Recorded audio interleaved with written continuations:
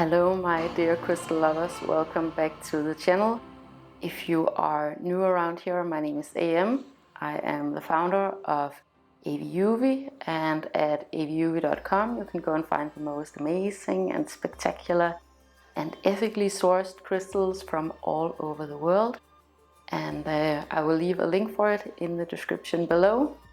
Today it's going to be a video all about cleansing crystals, and first of all I have to say happy summer solstice to all of you. We are officially in the summer season when you watch this video. Here in my household we love to celebrate the solstices and the equinoxes. These are the holidays that we really gravitate towards because they are really remarkable in the way that they explain the transition from one season to the next. It's a really good time to do any type of segment intending, to do manifestation practices, to let go of some things and, invite new things into your current life or into this next season. So we celebrate it in a lot of different ways, and one of the main ways that I do it and that we do it here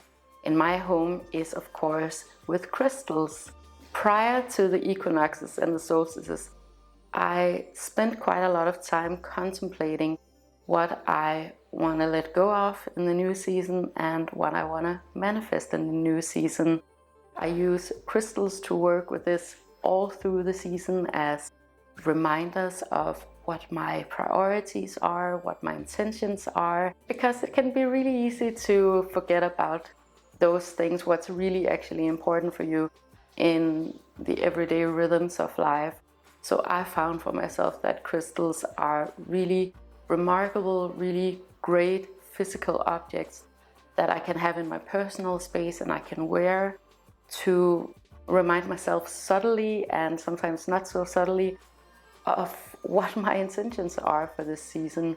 So it's really that simple when you work with crystals. I do have quite a lineup of various crystals that I want to work with this season, in the summer season of 2023.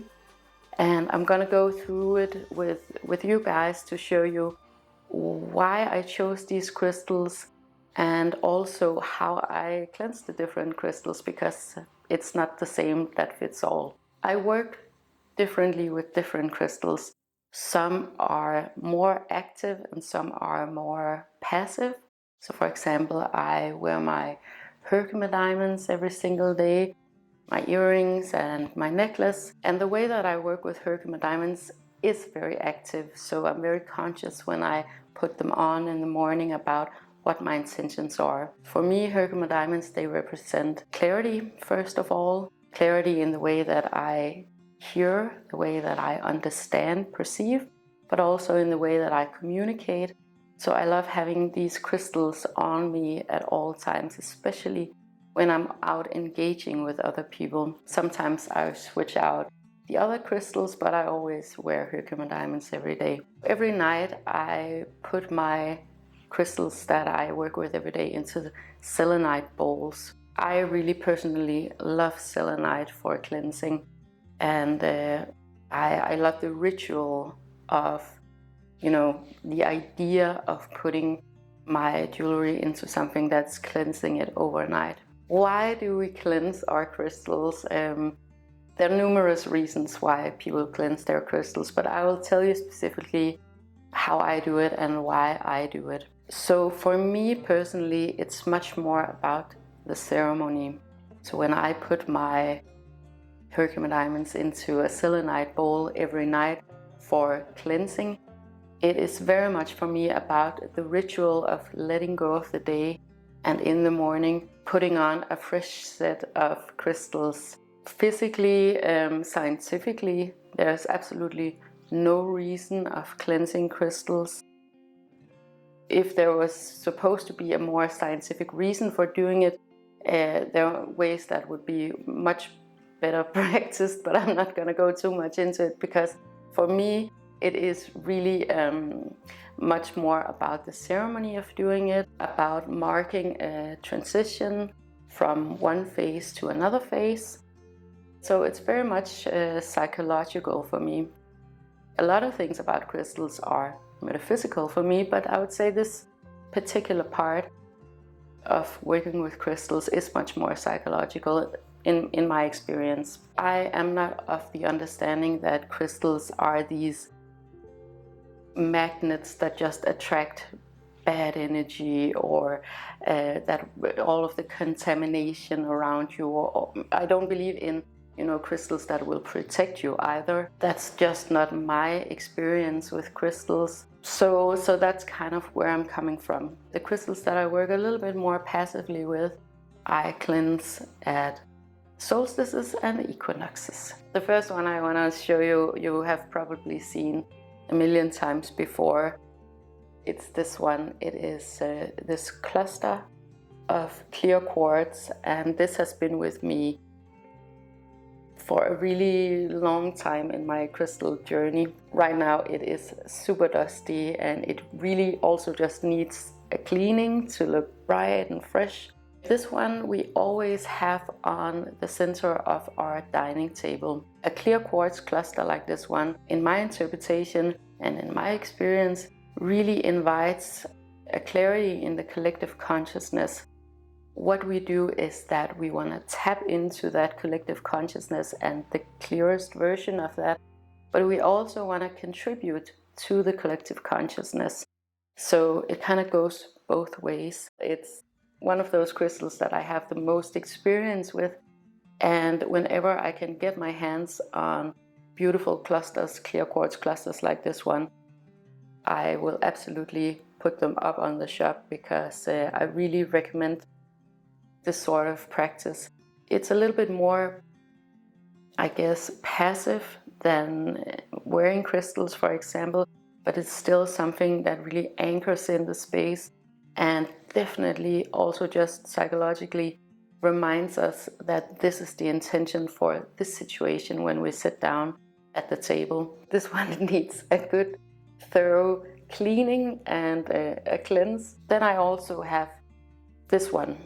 This you might have also seen a lot of here on the channel. This is a geode. I sell quite a lot of geodes, and it is one of my personal favorite crystals because it has this really beautiful feminine motherly energy that I absolutely love, and I have it also in my kitchen because I want to remind myself that this is a space where we gather, where we're secluded, where there's a lot of beauty inside. Not only does it have like a metaphysical purpose, it's also very, I think, visual, right? You have this rock formation outside and all of this beauty inside of the crystal. The way that I interpret crystals is really symbolically, but also quite literal, I think.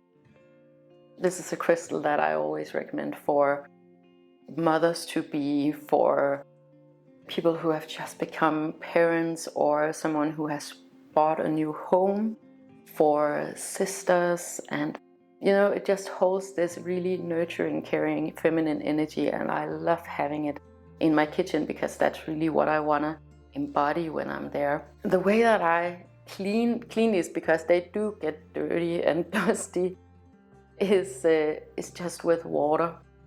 And I'll go through the whole process of how I cleanse the crystals, but I just want to let you guys know what crystals I'm actually working with this season. With the geode, you have to be, of course, a little bit careful because they can be a little delicate inside, but in my experience, they're absolutely fine to have under running water or have in a natural body of water, for example. The third quartz is this one.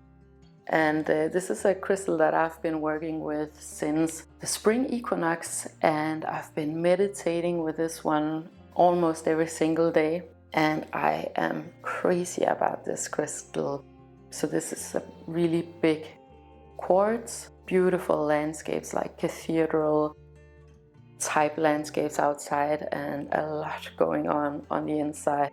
I like to have crystals for meditation that are a little bit more substantial and a little bit more heavy, so that I can physically feel that they're present, that they're there. The way that I meditate with it is that I sit upright and then I turn the termination, the apex, inwards towards my body, and it's resting really easily and nicely in my hands. I'm so happy about this one. And I actually have a smaller one on the shop at the moment. It's about, I guess, this size. Quartz like this is really easy both to clean and to cleanse, because you can just take it to a natural body of water. You can take it to the beach or a lake or a stream and clean it up and cleanse it. Right now we are in the city, so I'm not able to go to a natural body of water to cleanse my crystals here in the apartment. However, I do love to make a ritual out of it when I do it here in the apartment, and I'll show you in a little bit how I do it. Clear quartz, it's all about clarity, but this one is much more personal because it's a single piece of clear quartz with one termination. This is a porthalite from India, and this is a pre-loved piece. I am super happy about this one because I haven't come across any porthalite that looks like this. I'm super happy about the beauty of this one too. I am with all of my crystals. This is a crystal that I hold or have on me if I want to call upon guidance, for example. If I'm doing something challenging and I feel like I'm kind of up against a wall and I can't really see the possibilities out there for me or the options for me, this is a crystal that I love to work with for that. So I would say probably once a week I grab this one. So this is always back here. This one is really exciting. This was actually a crystal that Andreas got for himself, but I have just loved this crystal ever since we got it into the apartment. Barite on the top here. It looks like feathers of an angel's wings, and barite is a really hard and substantial crystal. And then back here, there's this beautiful bright fluorite. So it's just this really creative mixture of two really beautiful crystals. I worked with this one in a cacao ceremony that I was at recently, and it was quite amazing, I have to say. I did love the ceremony, but I definitely understood the purpose of this crystal. So this is one that I'm gonna work with primarily for creativity, particularly creativity that's more channeled. Sometimes I do creative work in assembly, in Andreas's company too. That's more, it's not so creatively freeing because it's graphic design, whereas this one is a lot more autonomous. It's a lot more, I don't know, it's just a lot, yeah, I'm gonna tell you all about it when I start working with this one on a more regular basis. It's two crystals that I haven't had any prior experience with. I haven't been able to find fluorite that really resonated with me, but with this one it's just unbelievably clear and a really, really strong impact that it has on me. So yeah, this is a good one. They're all good ones.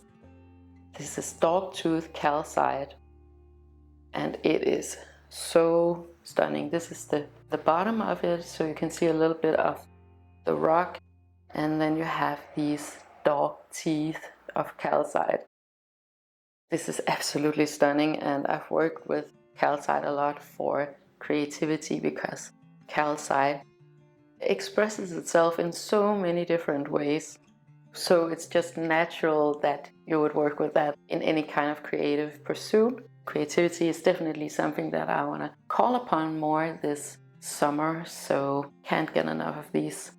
So here's the big guy. So this is my pyrite, and I am sure that if you have been watching my videos, you have seen quite a lot of pyrites going around. This is pretty dusty. This one is in the kitchen. I have it in the kitchen because I want to see it first thing in the morning when I'm drinking my coffee, and I want this one to be super present all the time. For me, pyrite is very creatively inspiring, but also really mind expanding crystal. It's also really energizing for me. If you haven't seen my videos, I'm just gonna tell you. So what you have here, the lighter part is the limestone, and then you have all of these natural cubes of pyrite. It is just a wonder, and it is just mind-blowing to see crystals like this, to see nature like this, that through millions of years, every molecule, every atom has sorted itself out and became these amazing cubes. I'm not going to do too much with this one because I don't want to put it in water, because I think the limestone would eventually deteriorate and the crystals would come loose. In this case, in the case of this one, I'm actually just gonna wash the individual crystals. Here I have a very inexpensive, it's not a crystal, it's a rock situation to show you guys. In the kitchen, at the center of the table with the clear quartz, we always have 3 of these whole stones like these. And these were 3 that I found close to a sacred site that we went to visit the other day. They represent luck culturally here in Denmark. I loved about these 3 that you could have this big one and then a smaller one that goes inside, and then the tiny one. There's like it looks like there's a designated spot for all of them. I think pretty decorative too, and also symbolic. Plus we have something that's native to us and something from a sacred site here in Denmark. You know, we have these 3 representing the 3 of us and luck for us. Things like these are always present in our home too, because it's not all about the exotic crystals, it's also about grounding into your current land, where you're situated, where your heritage is, and grounding all of the beautiful light and energy into that space. The last one is a crystal too that I haven't worked with actively, it's been more like passively, but I absolutely love this one. So it's Carrara marble with a completely black, let me see if I can get it to focus. So this is a completely black smoky quartz in here, and it's kind of loose, like a loose tooth, right? But you can't get it out. So a really wonderful situation we have going on here with the white marble and the completely black smoky quartz. I absolutely love this. Smoky quartz is a crystal that I've been working with mostly for grounding. I think there's such a dignity to smoky quartz. I have a few really beautiful smoky quartz up on the shop right now from Switzerland. I have one of those too. I want to get into getting to know this crystal, getting to learn what this crystal is all about. This one could definitely go in water. The whole stones could. The only, I mean, this calcite is, you know, one of the more softer crystals. So eventually it would dissolve in water, but I don't mind washing it in water personally. Yeah, so the only one that's not going directly into water is actually the pyrite. But the way that I cleanse my crystals, I'll show you in a little bit, but I'll just go through with it with you. It's really simple because you're actually doing double duty. So you're both cleaning them and cleansing them at the same time. The important thing about the more metaphysical aspect of it is that you're really present when you do it, that you make it into a ceremony, that you make it special for you, and that you are mindful of the individual crystals that you clean. What I do is that I take a bowl with water and I put in some natural salt. For me, it's important that it's natural salt, preferably something that is locally sourced. The one that I'm going to use today is from France, but it doesn't have to be Himalayan salt or anything like that. I think the most important part is actually that there's nothing added to the salt. A lot of times there are preservatives in it, and I would just avoid that. I clean them really nicely and really thoroughly, and I'm super mindful about cleaning them in this water. Then I will pick them up, dry them off, and I'll take them out to the balcony to dry, to air dry, or preferably dry in the sun. So you are working with all of these different elements. Sometimes what I do in the plant house is that I put them out directly on the ground, so you are working with the elements of the earth. I also take them out to the beach and let them dry in the beautiful ocean air and the sun. So it's really about reconnecting with all of the elements, and as many elements as possible, really. Another cleansing ceremony that I personally use for my home, but that you could also use for cleansing crystals, is by using sage. So this is a little bit embarrassing, but this is the only sage that I have left. I prefer sage that I've grown myself, that I've bundled myself, that I've dried myself. So it's maybe not the prettiest, but it works really well, and it's unique and special to me because it's plant life that I have grown with my own hands in harmony with nature, right?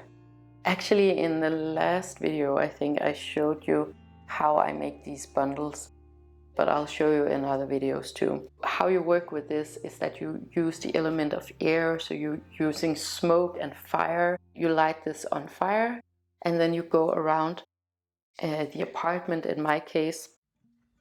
And what I do is that I go clockwise from the entrance of the door, and then I use these feathers that were a gift from our friends that they found in a sacred site in England. Again, it's something that's really personal for me. It doesn't have to be fancy, or you don't have to go out and purchase something really expensive or ethereal. For me, this is perfect, that it's just these simple feathers that our friends found in a sacred site in England. So I go around the entire apartment and I start, again, I'm really mindful about what I'm doing. I'm present about what I'm doing. And I light the sage on fire. Usually I have a little bowl underneath. And then I kind of brush the smoke into all of the corners. I go from the bottom and up to the upper corners, and then down, and then up to all of the doorways. And it does take a little while, so you have to put aside some time. If you're rushing, it's not really gonna be the vibe, right? It's not gonna be the energy that you actually want to have in your space. You can physically smell it, so you have a physical sensation of it. You're doing something actively, and the psychological part alone of doing that is really an important part of doing this ritual, because you are getting rid of everything that you want to get rid of, and you're inviting in all of the things that you want to manifest going on forward. So after the entire apartment is completely filled with smoke, I air everything out and release whatever is not necessary for me and my family anymore. You can get bundles like these. They're actually a lot prettier if you get them in a health food store. I just prefer that it's homemade and it's personal for me. I don't tend to do this practice, but I know that some people, they like to sage their crystals. So I guess kind of doing the same things with letting the smoke, surround the crystal. I haven't exactly been called upon to do that or felt like doing that, but I mean, if it works for you, it works for you. So, and you have to try all of these things out for yourself, what feels natural to you, right? Also, where you want the different crystals to be in your space. It's very experimental, and you really have to tap into your innermost being and really feel your way around this. So change out crystals from different locations. I also know that there are some who work with crystals, some practitioners who love to charge their crystals after a cleanse. Again, that's one of the things that I just personally don't do. Not that there's anything wrong with doing that, and I can understand that you would want to do that. The way that I choose my crystals is that I tap into the energy of the crystals, whatever they represent emotionally and spiritual for me. So I am not programming or charging the crystals. I think the crystals are absolutely perfect as they are, and it's more about tuning myself to the energy of the crystal than about the crystal doing what I wanted to do. I hope that made sense.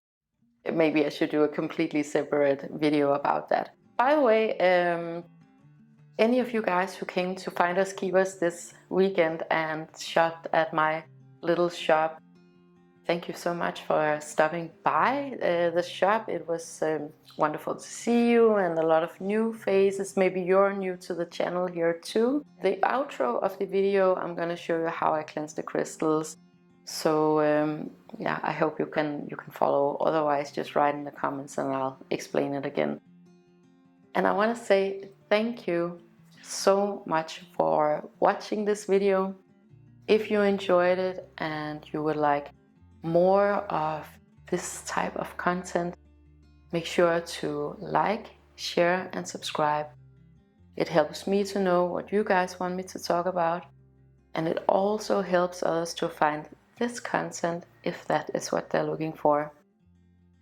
I want to wish you the most amazing day with so much love to you and to yours.